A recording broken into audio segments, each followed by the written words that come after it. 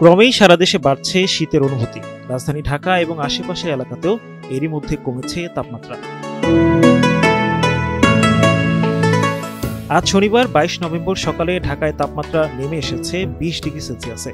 তবে আবহাওয়া অধিদপ্তর বলছে দিনের বাকি সময় আকাশ থাকবে পরিষ্কার এবং আবহাওয়া থাকবে শুষ্ক। সকাল ৭টা থেকে পরবর্তী ৬ ঘন্টার পূর্বাভাসে আরও জানানো হয়েছে এ সময় উত্তর বা উত্তর পশ্চিম দিক থেকে ঘন্টায় ৫ থেকে ১০ কিলোমিটার বেগে বাতাস প্রবাহিত হতে পারে। একই সঙ্গে দিনের তাপমাত্রা প্রায় অপরিবর্তিত থাকতে পারে। পূর্বাভাসের তথ্য অনুযায়ী আজ সকাল ৬টায় তাপমাত্রা রেকর্ড করা হয়েছে ২০.৪ ডিগ্রি সেলসিয়াস এবং বাতাসের আর্দ্রতা ছিল ৮২%।